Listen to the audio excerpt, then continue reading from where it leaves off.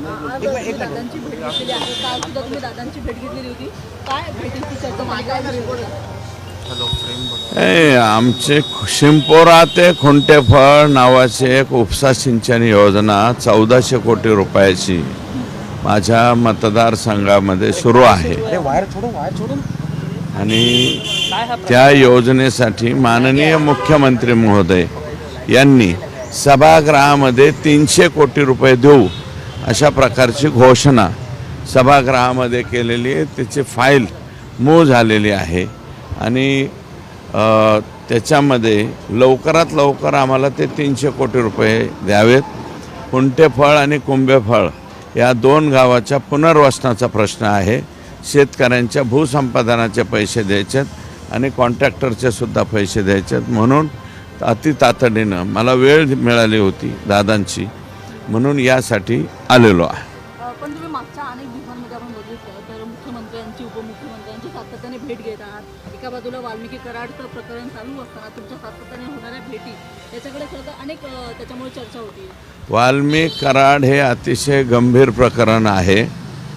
मी काल एका टीव्हीला भाषण म्हणजे मुलाखत देताना सांगितलेलं आहे की वाल्मिकी कराड यांनी प्रचंड मोठ्या प्रमाणात गँग्स तयार करण्याचं काम गेल्या 5 वर्षामध्ये केलेले आणि ह्या गँग सर्वच्या सर्व मोकाच्या अंतर्गत, मग राखेची गँग, वाळूची गँग, तुम्हाला सांगतो DPDCची गँग, आणखी यांचे वेगवेगळे फार धंदे आहे, बऱ्याचशा एजन्सी आहेत, त्याच्या वसुलीच्या गँग, या जेवढ्या गँग आहेत या सगळ्याच्या सगळ्या मोकामध्ये जर नाही घातल्या तर भविष्यामध्ये हे जे तिकडे तिहार जेलमध्ये जे होतंय, मी कोणाचं नाव घेऊ इच्छित नाही, परंतु अगदी मुंबईच्या सलमान खानपर्यंत जे येते तसा काहीसा प्रकार या गँगकडून होऊ शकतो, हे मी जबाबदारीनं बोलतो। तुम्ही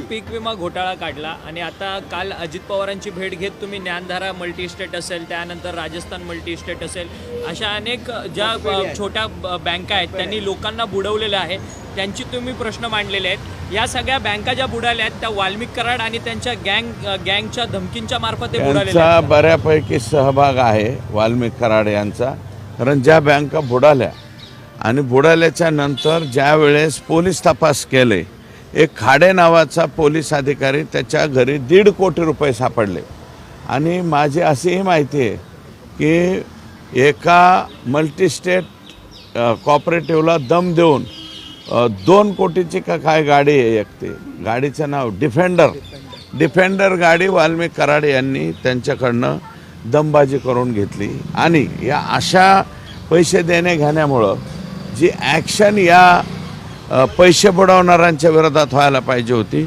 पैसे बुडवणं म्हणजे लोकांच्या बरोबर राहायच्या ऐवजी वाल्मिकी कराड आणि धनंजय मुंडे हे दोघंही कोणाच्या बाजूने उभे राहिलेत, बुडवणाऱ्यांच्या, हे सिद्ध झालेलं आहे। डिफेंडर गाडी घेणं 1.5 कोटी रुपये त्या खाडे नावाच्या पोलीस अधिकाऱ्याकडे सापडले, तर त्याला वाचवायला वाल्मिकी कराड होते।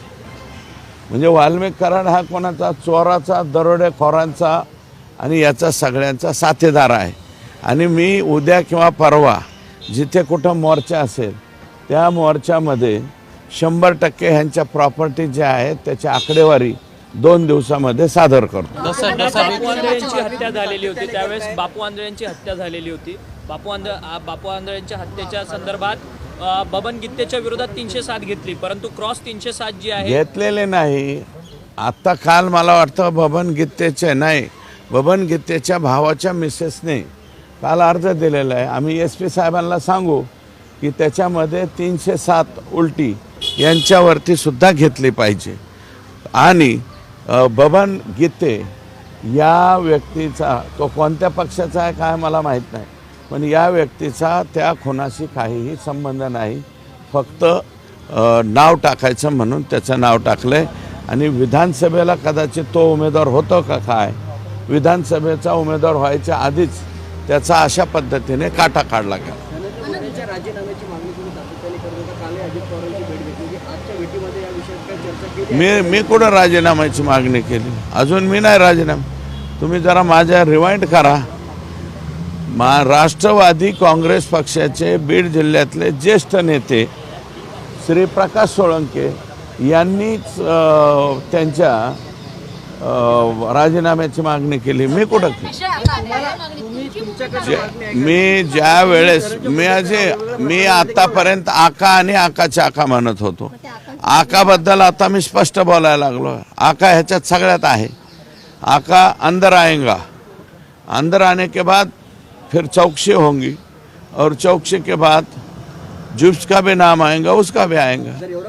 न ये आया तो बहुत अच्छा हुआ. एवढ्या प्रकरणामध्ये जर धनंजय मुंडेचं नाव तुम्ही घेता, तुमच्याकडे नक्कीच काहीतरी पुरावा. नाही हे बघा, खंडणीच्या बाबतीत 7 फुटावर त्यांनी बैठक घेतली. हे आज मी जबाबदारीनं सांगतो. त्यांच्या राजीनाम्यावर CDR ते तपासतील ना पोलीस. आता यासाठी आहे ना.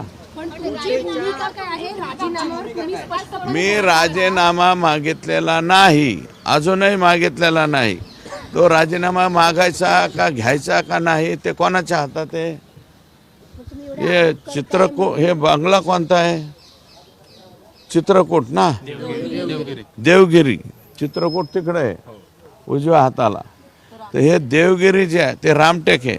हा तर मला नावं माहीत नाही राहत. पंचायत होत. अडाणी माणूस आहे, अडाणी माणूस आहे, समजून घ्या. पण या माणसाने सगळं हैराण करून ठेवलं एका मंत्र्याचं. मी अडाणी माणूस आहे, थोडा समजून घेतला पाहिजे. अण्णा, तुम्ही सगळ्या हत्यांची संपूर्ण यादी वाचून दाखवता. किशोर फड पासून ते बापू मी आंधळे. किशोर फड, संगीत दिघोळे, वसंत गित्ते, त्याच्यानंतर बबन आंधळे, ह्या सगळ्यांच्या मातोश्रीला आणि त्यांच्या मिसेसला, त्यांच्या मुलाबाळांना भेटायला परळीला जाणार आहे. परंतु या सगळ्या हत्यांची चौकशी आता SIT मार्फत व्हावी अशा संदर्भात नाही, मला आधी त्यांना भेटू द्या.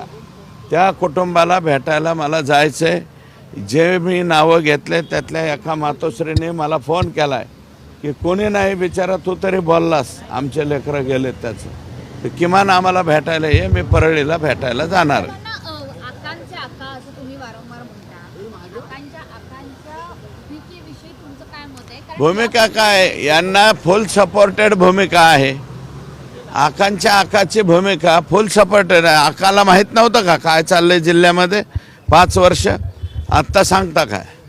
नैतिक जबाबदारी म्हणून राजीनामा दिला. नैतिकता शिल्लक नाही त्यांच्याकडे, तर तुम्ही नैतिकता सांगायला. सगळ्या जिल्ह्यातल्या अधिकाऱ्यांच्या जिल्ह्यातील मी नाही केल्या म्हणून असं पंकजाताई नाही, त्यांच्या कालावधीत असं झालेलं नाही. एकतर्फा वाग. फक्त 750 शिक्षक त्यांनी चुकीच्या पद्धतीने जागेवर बसवलेले आहेत. 750 कमी, 745 बहुत.